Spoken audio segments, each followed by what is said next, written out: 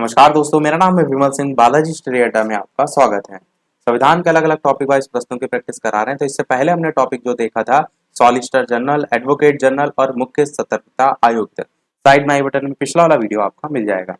उसके आगे का आज हमारा टॉपिक है नियंत्रक और महालेखा परीक्षक। टोटल इस पर आधारित 25 प्रश्न हम देखेंगे और एक प्रश्न हम आपसे भी पूछेंगे। तो चलिए शुरू करते हैं प्रश्न नंबर 1 से। पहला प्रश्न आपका है कि भारत के संपरीक्षा एवं लेखा जो प्रणाली है उसका प्रधान कौन होता है। ये तो क्लियर आपको हो गया होगा कि जब चैप्टर ही आपका यही है तो आंसर भी नियंत्रक और महालेखा परीक्षक होगा। पर जरूर ये आप याद रखिएगा प्रश्न में पूछा क्या गया है, क्योंकि अभी तो आप टिक लगा लेंगे पर एग्जाम जिस पर्पज से आप प्रैक्टिस कर रहे हैं वो ज्यादा जरूरी है। तो भारत के संपरीक्षा एवं लेखा प्रणालियों का प्रधान जो है भारत का नियंत्रक और महालेखा परीक्षक जो है वो होता है। पहला ही ऑप्शन आपका सही हो जाएगा। दूसरा प्रश्न देखते हैं कि केंद्र सरकार के जो व्यय है उसको नियंत्रित करने की शक्ति किसमें निहित होती है। सोचिए, केंद्र सरकार जो है जो व्यय कर रही है उसको नियंत्रित करने की शक्ति किसके पास होती है। संसद, राष्ट्रपति, नियंत्रक और महालेखा परीक्षक या फिर केंद्रीय वित्त मंत्री। बताइए इन चार ऑप्शन में से कौन सा जो है आपका सही होगा। आंसर की बात करते हैं ऑप्शन एबीसीडी में से, तो नियंत्रक और महालेखा परीक्षक जो है इसके पास ही यह शक्ति होती है केंद्र सरकार के व्यय को नियंत्रित करना। नियंत्रक नाम में ही आ रहा है, उससे भी आप जोड़कर याद रख सकते हैं।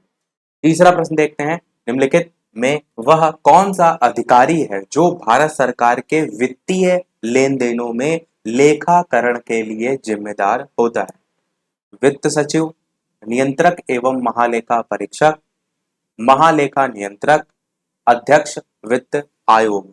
बताइए इन चार ऑप्शन में से कौन सा जो है आपका सही होगा। बताना आपको निम्नलिखित में से वह कौन सा अधिकारी है जो भारत सरकार के वित्तीय लेन देन जो होते हैं उनमें लेखाकरण के लिए जिम्मेदार होता है। आंसर की बात करते हैं तो आपका जब बात होगी तो बी वाला ऑप्शन नियंत्रक एवं महालेखा परीक्षक बिल्कुल सही हो जाएगा जब बात होगी भारत सरकार के वित्तीय लेन देनों में लेखाकरण से संबंधित। चौथा प्रश्न देखते हैं कि भारत का नियंत्रक एवं महालेखा परीक्षक जिसे हम कहते हैं सीएजी, इस चीज को भी समझ लीजिए, किसके लिए मुख्य लेखाकार तथा लेखा परीक्षक जो है उसके रूप में जो है वो काम करता है। संघ सरकार के लिए, राज्य सरकार के लिए, संघ और राज्य सरकार दोनों के लिए, या फिर ना संघ सरकार और ना ही राज्य सरकार। सीएजी की फुल फॉर्म होती है कंट्रोलर एंड ऑडिटर जनरल, और इसको पूरा जो हम बोलते हैं तो controller and auditor general of India करके जो है वो बोलते हैं। और एक प्रश्न आपको ये भी पता होना चाहिए कि वर्तमान में कौन है आपके भारत के नियंत्रक और महालेखा परीक्षक। तो श्री गिरीश चंद्र मुर्मू जो है वर्तमान में जो है इस पद पर विद्यमान है। गिरीश चंद्र मुर्मू। चलिए बात करते हैं इन चार ऑप्शन में से आंसर की, तो आपका ऑप्शन सी वाला जो है सही हो जाएगा कि संघ और राज्य सरकार जो है दोनों के लिए भारत का नियंत्रक और जो महालेखा परीक्षक होता है संघ और राज्य सरकार के लिए मुख्य लेखाकार और लेखा परीक्षक के रूप में काम करता है। गिरीश चंद्र मुर्मू के अगर बारे में बात करें तो इन्होंने कब पदभार ग्रहण किया था, तो 8 अगस्त 2020 को भारत के नियंत्रक और महालेखा परीक्षक के रूप में कार्यभार संभाला था। इससे पहले जो है ये जम्मू कश्मीर राज्य संघ जो क्षेत्र है उसके उपराज्यपाल थे। कौन? गिरीश चंद्र मुर्मू। और उससे भी पहले अगर बात करें तो जैसे राज्य भारत सरकार के अलग अलग पद होते हैं, जैसे राजस्व विभाग, वित्तीय विभाग, इन सब में अलग अलग पद थे। पर जो दो फेमस पद हैं, एक तो इनका ये नियंत्रक और महालेखा परीक्षक वाला और एक जम्मू कश्मीर के उपराज्यपाल। पांचवा प्रश्न देखते हैं, लेखा परीक्षण का मुख्य उद्देश्य किसके व्यय पर नियंत्रण करना होता है। कार्यपालिका के, व्यवस्थापिका के, न्यायपालिका के या फिर सभी के। तो बताइए कौन सा इनमें से सही होगा। आंसर की बात करते हैं ऑप्शन एबीसीडी में से, तो आपका ऑप्शन पहला वाला ही कार्यपालिका बिल्कुल सही हो जाएगा। लेखा परीक्षण का मुख्य उद्देश्य कार्यपालिका जो है उसके व्यय पर नियंत्रण करना होता है। अगला प्रश्न देखते हैं, आपका छठा प्रश्न है आपका कि भारत के केंद्रीय स्तर पर लेखांकन तथा लेखा परीक्षण किसके अधिकार क्षेत्र में आता है। नियंत्रक और महालेखा परीक्षक के, लोक लेखा समिति के, अनुमान समिति जो है उसके, या फिर सभी के। तो बताइए इनमें से कौन सा आपका सही होगा। भारत के केंद्रीय स्तर पर लेखांकन तथा लेखा परीक्षण किसके अधिकार क्षेत्र में आता है। उत्तर की बात करते हैं तो भारत के नियंत्रक और महालेखा परीक्षक के अधिकार क्षेत्र में ये भी आता है। सातवां प्रश्न आपका है कि भारत के नियंत्रक तथा महालेखा परीक्षक की नियुक्ति, बेहद ही महत्वपूर्ण प्रश्न है आपका। बताइए किसके द्वारा की जाती है। लोकसभा के द्वारा, प्रधानमंत्री के द्वारा, राष्ट्रपति के द्वारा, वित्त मंत्री के द्वारा। कौन सा इनमें से सही होगा। ये प्रश्न आपका बहुत से अलग अलग एग्जाम में आप देखते हैं पूछा जाता है। बताइए इनमें से कि भारत के नियंत्रक तथा महालेखा जो परीक्षक है उसकी नियुक्ति कौन करता है। चलिए उत्तर की बात करते हैं तो आपका ऑप्शन सी यहाँ पर यानी कि राष्ट्रपति जो है वो बिल्कुल सही हो जाएगा। राष्ट्रपति के द्वारा जो है वो की जाती है, याद रखिएगा। आठवां प्रश्न देखते हैं, निम्नलिखित में से किसके द्वारा भारत के नियंत्रक एवं महालेखा परीक्षक के पद का सृजन किया गया था। संसदीय अधिनियम के द्वारा सृजन किया गया है, या फिर संविधान के द्वारा, या फिर मंत्रिमंडल जो है उसके संकल्प के द्वारा, या फिर इनमें से कोई नहीं। बताइए किसके द्वारा भारत के नियंत्रक एवं महालेखा परीक्षक के पद का सृजन जो है वो किया गया था। साथ ही साथ वीडियो पसंद आए तो लाइक भी करते रहिएगा। इसी प्रकार अच्छे अच्छे प्रश्न हम प्रैक्टिस करते रहें। आंसर की बात करते हैं तो ये पद जो है वो संविधान के द्वारा जो है वो सृजित किया गया है। तो बी वाला आपका यहाँ पर सही हो जाएगा। नौवां प्रश्न आपका है कि कंट्रोलर एंड ऑडिटर जनरल सेवानिवृत्त जो है वो कब होते हैं। नियुक्ति के 6 वर्ष बाद, या फिर 65 वर्ष की आयु पूर्ण होने पर, या फिर नियुक्ति के 6 वर्ष बाद या 62 वर्ष की आयु पूरी होने पर, या फिर नियुक्ति के 5 वर्ष बाद या 62 वर्ष की आयु पूरी होने पर, या नियुक्ति के 5 वर्ष बाद या 65 वर्ष की आयु पूरी होने पर। तो बताइए कौन सा इनमें से सही होगा। आंसर की बात करते हैं इन चार ऑप्शन में से तो आपका ऑप्शन पहला वाला ही यानी कि नियुक्ति के जो है वो 6 वर्ष बाद या फिर 65 वर्ष की आयु पूर्ण होने पर जो है वो सही हो जाएगा। तो यहाँ पर आप कह सकते हैं कि नियुक्ति के 6 वर्ष बाद आपका सेवानिवृत्त हो सकते हैं, या फिर 65 वर्ष की आयु पूरी होने पर। इनमें से जो भी पहले हो जाए, ए वाला आपका ऑप्शन सही हो जाएगा। 10वां प्रश्न आपका है, भारत के नियंत्रक एवं महालेखा परीक्षक की नियुक्ति संविधान के किस अनुच्छेद के तहत होती है। ये भी आपका प्रश्न बेहद ही महत्वपूर्ण है, और यही वो प्रश्न था जो मैंने पिछले वाले वीडियो में पूछा भी था। तो बताइए इनमें से कौन सा सही होगा। अनुच्छेद 63, अनुच्छेद 76, अनुच्छेद 148, या फिर अनुच्छेद 280। आर्टिकल तो आप देखेंगे जो गिने चुने हैं वो बार बार रिपीट होते हैं, तो जो मेन है वो तो आपको पता ही होना चाहिए। तो बताइए ऑप्शन एबीसीडी में से कौन सा जो है आपका सही होगा। तो चलिए फिर आंसर की बात करते हैं ऑप्शन एबीसीडी में से, तो आपका ऑप्शन सी वाला यहाँ पर सही हो जाएगा, यानी कि अनुच्छेद 148 आपका जो है वो सही हो जाएगा। तो आपका ऑप्शन याद रखिएगा, सी वाला सही होगा। अनुच्छेद 148 आपका संबंधित है नियंत्रक और महालेखा परीक्षक की नियुक्ति से संबंधित, और इसी में डिवीजन भी है आगे पीछे। अगर देखिए 148 की बात करें तो इसमें नियुक्ति आपका आ जाता है, इसमें शपथ आपकी आ जाती है, इसमें सेवा के संबंध में जो शर्तें हैं वो सब आ जाती हैं। पर अगर इससे एक कदम आगे बढ़ेंगे अनुच्छेद 149 में, तो वहां पर भारत का जो नियंत्रक और महालेखा परीक्षक है इसके कर्तव्य आ जाते हैं। कर्तव्य के साथ साथ शक्तियां इसकी आ जाती हैं। तो ये सारी चीजें जो हैं वो इस टाइप से बदलती हैं। अगर इसी से और एक स्टेप आगे बढ़ेंगे अनुच्छेद 150 में, तो संघ और जो राज्य हैं उनको खातों का विवरण राष्ट्रपति के अनुसार जो सीएजी की जो सलाह है उस पर रखना होगा, वो 150 आर्टिकल कहता है। जी में ये आगे हैं, पर ये मेन एक दो हैं जो 148 वाला है, 49 वाला, ये जरूर याद रखिए। 150 भी आप याद रख सकते हैं। 11 नंबर प्रश्न है, भारत के नियंत्रक और महालेखा परीक्षक को पद से केवल किसके द्वारा हटाया जा सकता है। संघ के मंत्रिमंडल जो है उसके परामर्श से राष्ट्रपति के द्वारा, या फिर उच्चतम न्यायालय के मुख्य न्यायमूर्ति जो है उनके द्वारा, भारत की संसद के दोनों सदन जो है उसमें संबोधन के उपरांत राष्ट्रपति के द्वारा, या फिर भारत के मुख्य न्यायमूर्ति के परामर्श से राष्ट्रपति के द्वारा। बताइए इन चार ऑप्शन में से कौन सा सही होगा। चलिए आंसर की बात करते हैं। तो नियंत्रक और महालेखा परीक्षक को पद से केवल कौन हटा सकता है। भारत की संसद के दोनों सदनों में संबोधन के उपरांत राष्ट्रपति के द्वारा, ये जो है वो हटा सकता है। 12 नंबर प्रश्न आपका है, नियंत्रक और महालेखा परीक्षक को पदमुक्त किया जा सकता है। प्रश्न वही है, बस ऑप्शन थोड़े से बदले गए हैं।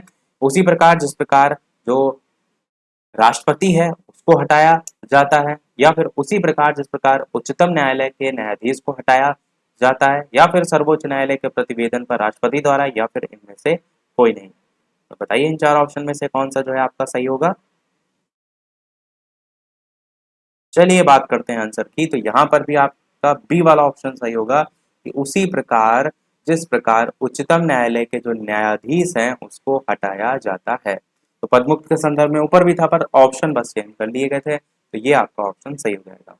13 नंबर प्रश्न देखते हैं कि किन आधारों पर दोष सिद्धि करने के लिए या दोष सिद्धि करने के बाद संसद के दोनों सदनों में 2/3 बहुमत से जो प्रस्ताव है वो पारित कर भारत के नियंत्रक एवं महालेखा परीक्षक को पद से हटाया जा सकता है। कदाचार, या फिर अक्षमता, या फिर दोनों, या फिर उपर्युक्त में से कोई नहीं। तो बताइए इन चार ऑप्शन में से कौन सा जो है आपका सही होगा। चलिए बात करते हैं आंसर की, तो आप क्या कहेंगे। सी वाला ऑप्शन दोनों ही यहाँ पर सही है, कदाचार भी और अक्षमता भी। अगर ये दोनों जो आधार हैं इन पर दोष सिद्ध हो गया तो संसद के दोनों सदनों में 2/3 बहुमत से प्रस्ताव पारित करके जो भारत के नियंत्रक और महालेखा परीक्षक है उसको पद से हटाया जा सकता है। किस कंडीशन में, कदाचार या अक्षमता अगर दोष सिद्ध हो गया।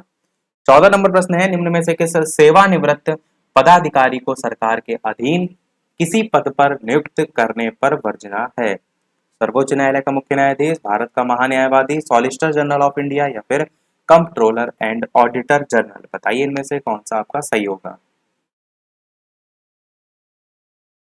चलिए उत्तर की बात करते हैं, तो किस सेवानिवृत्त पदाधिकारी को सरकार के अधीन किसी पद पर नियुक्त करने पर वर्जना है, तो कंप्ट्रोलर एंड ऑडिटर जनरल यहाँ पर आपका सही हो जाएगा। ये चीज ध्यान दीजिएगा, प्रश्न में सेवानिवृत्त पदाधिकारी के संदर्भ में जो है वो पूछा गया था। अगला प्रश्न आपका है 15 कि किस सेवानिवृत्त नियंत्रक और महालेखा परीक्षक को वित्त आयोग का अध्यक्ष बनाया गया था। कौन थे वो, के संथानम थे, ए के चंद्रा थे, या फिर महावीर त्यागी थे, या फिर जे पी शैलेट थे। तो बताना आपको यह है कि कौन इनमें से या किस सेवानिवृत्त नियंत्रक और महालेखा परीक्षक को वित्त आयोग का अध्यक्ष जो है वो बनाया गया। चलिए उत्तर की बात करते हैं ऑप्शन एबीसीडी में से, तो आपका ए के चंदा जो है वो बिल्कुल सही हो जाएगा। इनको जो है वो बनाया गया था, तो नाम इनका जो है वो ध्यान रखिएगा। अगला देखते हैं आपका 16 नंबर प्रश्न कि भारत का नियंत्रक और एवं महालेखा परीक्षक अपना प्रतिवेदन किसको देता है। ये भी आपका इंपॉर्टेंट क्वेश्चन है। लोकसभा अध्यक्ष को देता है, प्रधानमंत्री को देता है, वित्त मंत्री को देता है, राष्ट्रपति को देता है। अभी ऊपर इससे संबंधित हमने बात की थी, तो बताइए नियुक्ति या के संदर्भ में अगर आपको बताए तो आप प्रतिवेदन भी ये बता ले जाएंगे। बताइए भारत का नियंत्रक एवं महालेखा परीक्षक अपना जो प्रतिवेदन है वो किसको जो है वो देता है। तो चलिए उत्तर की बात करते हैं, ऑप्शन एबीसीडी में से राष्ट्रपति आपका जो है वो बिल्कुल सही हो जाएगा। अगला प्रश्न देखते हैं आपका 17 नंबर कि भारत के नियंत्रक एवं महालेखा परीक्षक द्वारा प्रस्तुत जो प्रतिवेदन है उसके आधार पर कौन सी समिति जो है वो कार्य करती है। लोक लेखा समिति, प्राक्कलन समिति, सरकारी उपक्रम समिति, या फिर विशेषाधिकार समिति। तो बताइए इन चार ऑप्शन में से कौन सा जो है वो सही होगा। भारत के नियंत्रक एवं महालेखा परीक्षक द्वारा जो प्रस्तुत प्रतिवेदन है उसके आधार पर कौन सी समिति कार्य करती है। आंसर की बात करते हैं इन चार ऑप्शन में से, तो आपका पहला ही ऑप्शन जो है यहाँ पर यानी कि लोक लेखा समिति जो है वो सही हो जाएगा। लोक लेखा समिति जो है वो कार्य करती है और ये आपकी इंपॉर्टेंट भी है। 18 नंबर प्रश्न है, भारत का नियंत्रक और महालेखा परीक्षक निम्नलिखित में से किस समिति के मित्र, दार्शनिक और निर्देशक के रूप में कार्य करता है। लोक लेखा समिति, सरकारी उपक्रम समिति, प्राक्कलन समिति, या फिर सार्वजनिक उपक्रम समिति। कौन सा इनमें सही होगा। कौन सी समिति है जिसके मित्र, दार्शनिक और निर्देशक के रूप में भारत का नियंत्रक और महालेखा परीक्षक जो है वो कार्य करता है। आंसर की बात करते हैं तो वो यहाँ पर भी आपकी लोक लेखा समिति ही सही हो जाएगी। प्रतिवेदन की बात है, जैसे ऊपर प्रश्न पूछा गया था ना, प्रतिवेदन के आधार पर कौन समिति कार्य करती है, तो भी यही समिति है। और गाइड के रूप में, दार्शनिक के रूप में, मित्र के रूप में, तो भी आपकी लोक लेखा समिति ही जो है वो होगा। 19 नंबर प्रश्न देखते हैं कि भारत के नियंत्रक और महालेखा परीक्षक सीएजी जो है उसके संबंध में निम्नलिखित कथन दे रखे हैं, उन पर आपको बताना है कि सही कौन सा है। पहला कह रहा है सीएजी लोक लेखा समिति की बैठकों में भाग ले सकता है। दूसरा कह रहा है कि लोकसभा और राज्यसभा की जो बैठक है उनमें भाग ले सकता है। तो पहला तो आपका बिल्कुल सही है, पर दूसरा वाला गलत है। क्यों? लोक लेखा समिति की बैठकों में भाग ले सकता है, ऊपर मैंने बताया लोक लेखा समिति से संबंधित, पर लोकसभा और राज्यसभा की बैठकों में भाग नहीं ले सकता है। तीसरा कह रहा है सीएजी की आधिकारिकता संघ सरकार की शक्तियों के साथ सह विस्तृत है, तीसरा भी गलत है। पहला वाला केवल सही है, ये जो है आपका ए वाला ऑप्शन सही हो जाएगा। 20 नंबर प्रश्न देखते हैं कि नियंत्रक एवं महालेखा परीक्षक द्वारा जो की गई टिप्पणियां हैं उन पर कार्रवाई करने की अंतिम जिम्मेदारी निम्नलिखित में से किसकी है? उच्चतम न्यायालय की है, संसद की है, भारत के राष्ट्रपति की है, या फिर राष्ट्रीय विकास परिषद की है? बताइए इनमें से कौन सा जो है आपका सही होगा। चलिए उत्तर की बात कर लेते हैं ऑप्शन एबीसीडी में। तो आपका संसद जो है वो बिल्कुल सही हो जाएगा। नियंत्रक एवं महालेखा परीक्षक द्वारा जो भी टिप्पणियां या उन पर कार्रवाई करने की जो अंतिम जिम्मेदारी होती है वो संसद की जो है वो होती है। अगला 21 प्रश्न देखते हैं कि क्या भारत का नियंत्रक और महालेखा परीक्षक पद ग्रहण के पूर्व शपथ लेता है? हाँ, नहीं, स्पष्ट नहीं है, या कहा नहीं जा सकता। अब बताइए इनमें से कौन सा सही होगा। स्पष्ट नहीं है तो कोई ऑप्शन नहीं बनता है, हाँ या नहीं में से ही कोई होगा, बताइए। तो चलिए उत्तर की बात करते हैं। आपका पहला ऑप्शन ही सही हो जाएगा। हाँ, नियंत्रक और महालेखा परीक्षक पद ग्रहण के पूर्व जो है वो शपथ लेता है, तो आपका ए वाला ही ऑप्शन सही हो जाएगा। 22 नंबर प्रश्न है कि निम्नलिखित में से किसकी नियुक्ति लोक धन के व्यय की निगरानी के लिए संसदीय प्रहरी है, जिसे हम वॉच डॉग के रूप में भी कह सकते हैं? महान्यायवादी, सॉलिसिटर जनरल, नियंत्रक एवं महालेखा परीक्षक, या फिर एडवोकेट जनरल? सॉलिसिटर जनरल को भी हमने जाना था, एडवोकेट को भी जाना, महान्यायवादी को भी। ये तीनों टॉपिक हम देख चुके हैं इससे पहले, तो ये प्रश्न तो आप आसानी से बता ले जाएंगे। आंसर की बात करते हैं तो आपका बचा यहाँ पर नियंत्रक और महालेखा परीक्षक, यही जो है वो सही हो जाएगा। लोक धन के व्यय की निगरानी, निगरानी वर्ड आ रहा है ना, तो नियंत्रक यहाँ पर भी आ रहा है। मैंने ऊपर अभी एक बताया भी था कि नियंत्रण से संबंधित आप इसे जोड़कर याद कर सकते हैं। 23 नंबर प्रश्न आपका है कि निम्नलिखित में से कौन स्वायत्त शासी जिला और क्षेत्रीय परिषद की जो निधि है उनकी लेखाओं की लेखा परीक्षा कराएगा? भारत सरकार द्वारा पैनलित चार्टरेट लेखाकार, भारत का नियंत्रक एवं महालेखा परीक्षक, राज्य सरकार जो है उसके लेखा परीक्षक, या फिर कोई भी चार्टरेट लेखाकार? तो बताइए कौन सा इनमें से सही होगा। चलिए उत्तर की बात करते हैं ऑप्शन एबीसीडी में से। तो आप क्या कहेंगे कि भारत का जो नियंत्रक एवं महालेखा परीक्षक होता है, यही जो है आपका स्वायत्त शासी जिला और क्षेत्रीय परिषद की जो निधि है उनकी लेखाओं का, उनकी लेखाओं की जो लेखा परीक्षा है वो जो है वो कराएगा। देखते हैं हमारा सेकंड लास्ट प्रश्न 24। स्टार्टिंग मैंने बताया था 25 प्रश्न हमारे देखेंगे हम, और एक प्रश्न हम आपसे भी पूछेंगे। तो 24 नंबर प्रश्न है कि भारत के नियंत्रक एवं महालेखा परीक्षक के संबंध में निम्नलिखित में से कौन सा कथन सही नहीं है? गलत आपको चाटना है।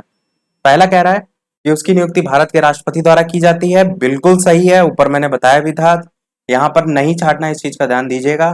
दूसरा कह रहा है कि जो सीएजी है उसका कार्यकाल समाप्त हो जाने के बाद भी वो भारत सरकार के अधीन पद पर आगे और बने रहने के लिए पात्र होता है, बिल्कुल गलत है। क्योंकि मैंने बता दिया सेवानिवृत्त के संदर्भ में एज जो होती है वो भी, और साथ ही साथ मिनिमम जो बना रह सकता है, मैंने बताया ना कि नियुक्ति के 6 वर्ष बाद या 65 वर्ष की आयु पूरी होने पर तो वो शर्त लागू होती है। तो आपका यहाँ पर बी वाला गलत है और प्रश्न में सही नहीं है पूछा गया था, यानी आंसर आपका बी वाला ही यहाँ पर जो है वो हो जाएगा। देखते हैं हमारा अगला और इस वीडियो का लास्ट प्रश्न, और इसके बाद एक प्रश्न हम आपसे भी पूछेंगे। वीडियो अभी तक आपने लाइक ना किया हो, सभी लोग वीडियो को लाइक भी करते रहिएगा। किसी प्रकार अच्छे अच्छे प्रश्न हम आपके लिए लेकर आते रहें। चैनल पर नए हो सब्सक्राइब करके भी जुड़ जाइएगा ताकि आगे आने वाला कोई वीडियो मिस ना हो। टेलीग्राम चैनल से जो भी ना जुड़े हों, लिंक आपको डिस्क्रिप्शन में मिल जाएगी। बालाजी स्टडी अड्डा सर्च करके भी जुड़ सकते हैं। तो प्रश्न आपसे पूछा गया है कि निम्नलिखित में से कौन सा एक भारत के नियंत्रक और महालेखा परीक्षक का कार्य नहीं है, आपसे ये पूछा गया है। तो बताइए इन चार ऑप्शन में से कौन सा जो है वो कार्य नहीं के अंतर्गत जो है वो आएगा। डायरेक्ट हम आंसर की बात करेंगे तो आकस्मिकता निधियों और लोक लेखाओं से संबंधित केंद्र एवं राज्य सरकारों के लेन देन की लेखा परीक्षा करना, ऊपर मैंने बताया था ये कार्य होता है। रक्षा लेखाओं का संकलन करना नहीं होता है, ये आपका गलत हो जाएगा, नहीं आपसे छांटना था। यानी आंसर यहाँ पर भी जो है आपका बी वाला हो जाएगा। तो सभी प्रश्न हमारे समाप्त हुए। अब देख लेते हैं वो प्रश्न, जैसा कि सभी वीडियो में हम आपसे एक न एक प्रश्न पूछते हैं। तो इस वीडियो का आपके लिए प्रश्न नेक्स्ट टॉपिक से है, जिसका आंसर आपको वीडियो के मेन कमेंट में टाइप करके बताना है कि निम्नलिखित में से कौन सी एक बड़ी संसदीय समिति है। ए ऑप्शन है लोक लेखा समिति, बी ऑप्शन है प्राक्कलन समिति, सी ऑप्शन है सरकारी उपक्रम समिति, और डी ऑप्शन है याचिका समिति। तो ये चार आपके ऑप्शन है, इन चारों में से कौन सा सही होगा, अपना आंसर वीडियो के मेन कमेंट में टाइप करके बताइएगा। लाइव टाइमिंग दो है, दोपहर के 3 बजे और शाम के 8 बजे। तो लाइव आकर भी वीडियो आप जो है वो देख सकते हैं। तो मिलते हैं चलिए फिर अगले वीडियो में कुछ नए प्रश्नों के साथ, नए टॉपिक के साथ। तब तक के लिए नमस्कार, जय हिंद।